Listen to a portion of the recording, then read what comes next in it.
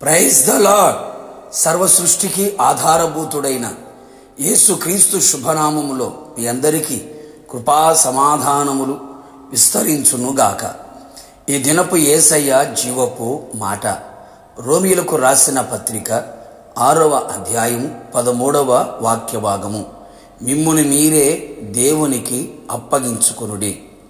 యేసయ్య వైపు చూచుచు, యేసయ్య అడుగు జాడలలో నడుచుచు, యేసయ్య వైపు చేతులు చాపి, యేసయ్య తట్టు హృదయమును త్రిప్పి, యేసయ్య కృపలో వర్ధిల్లుచున్న నా దేవుని ప్రియ దైవ జనాంగమా, ఈ ఆత్మీయ పోరాటములో, విశ్వాస యాత్రలో మనమందరము ఆయనకు సంపూర్ణముగా అప్పగించుకొన వారమై ఉండవలెను.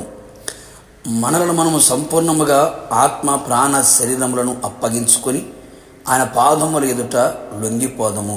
అవును ప్రియులారా, శరీర దురాశలకు లోబడినట్లుగా చావునకు లోనైన మీ శరీరమందు పాపము ఏలనీయకుడి, మరియు మీ అవయవములను దుర్నీతి సాధనములుగా పాపమునకు అప్పగింపకుడి. నీతికి సాధనములుగా మీ అవయములను దేవునికి అప్పగింపవలెను.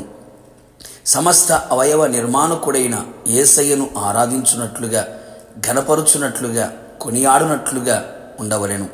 మనుషులకు కాక, లోకమునకు కాక, పాపమునకు కాక, అపవాదికి కాక సంపూర్ణముగా యేసయ్యకు అప్పగించుకొని జీవించదము. మీరు పాపమునకు దాసులై ఉంటిరి గాని, ఏ ఉపదేశ క్రమమునకు మీరు అప్పగింపబడితిరో దానికి హృదయపూర్వకముగా లోబడిన వారై పాపము నుండి విమోచింపబడి నీతికి దాసులైతిరి. ఇందుకు దేవునికి స్తోత్రం. ఇప్పుడు పాపము నుండి విమోచింపబడి దేవునికి అప్పగించుకొని దేవునికి దాసులైనందున పరిశుద్ధత కలుగుటయే మీకు ఫలము, దాని అంతము నిత్య జీవము.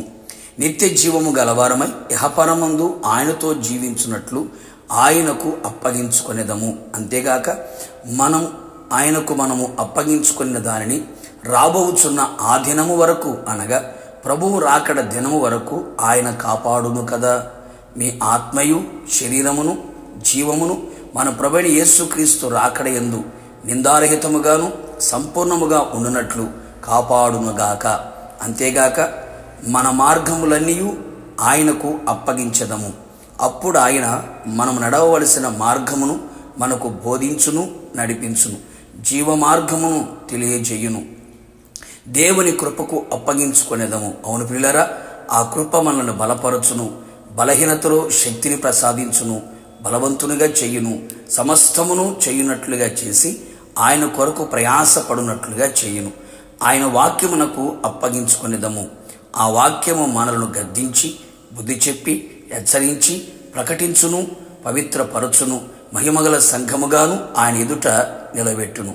అన్ని వేళలా మనము ఆదరణ, ఆరోగ్యము, ఆనందము, ఆత్మాభివృద్ధి, ఆశీర్వాదమును కలుగు చేయును. కావున దేవుని ప్రియులారా, మనము సంపూర్ణముగా ఆయనకు అప్పగింపబడిన వారమై వధువు సంఘముగా సిద్ధపడి మధ్యాకాశములో ఆయనను ఎదుర్కొనేదము. ఆయనతో యుగయుగములు నిలిచి ఉండేదము. ప్రార్థన. ప్రేమ, కృప, కనికరము కలిగిన మా ప్రియ పరలోకపు తండ్రి, నీ పరిశుద్ధమైన పాదములకి కృతజ్ఞతాస్తుతులు చెల్లించుచు ఉన్నాం. మీరెంతైనా నమ్మదగిన దేవుడవు, మీ ప్రజలను ప్రేమించే దేవుడవే ఉన్నావు. మమ్ముని మేము సంపూర్ణముగా మీకు అప్పగించుకోవడానికి కృప దయచేయమని ప్రార్థిస్తున్నాం. నీ ప్రజలందరూ కూడా ప్రభువా, అపాద మస్తకం నీకే అంకితమంటూ నీ పాద సన్నిధికి చేరి ఉండగా వారందరినీ కూడా మీరే బలపరచమని ప్రార్థిస్తున్నాం. అంతవరకు కాపాడమని కోరుతున్నాం. అలాగే తండ్రి, మీకు స్తోత్ర, నీతిగా దాసులుగా ఉండునట్లుగా మీ వాక్యమునకు, మీ కృపకు తండ్రి సంపూర్ణముగా అప్పగించుకొని ప్రభు రాకడ వరకు, మీరు వచ్చు వరకు తండ్రి కాపాడబడినట్లుగా మీరు కృప దయచేయమని మమ్మల్ని మీకు అప్పగించుకుంటూ తగ్గించుకుంటూ యేసు నామములో అడిగి పొందుకొని ఉన్నాము తండ్రి, ఆమేన్. నిశ్చయముగా మీరును మీ కుటుంబ సభ్యులందరూ యేసయ్యకు సంపూర్ణముగా అప్పగించుకొందురు గాక. ఆయన వలన సంపూర్ణ ఆశీర్వాదములు అనుభవించుదురు గాక. God bless you.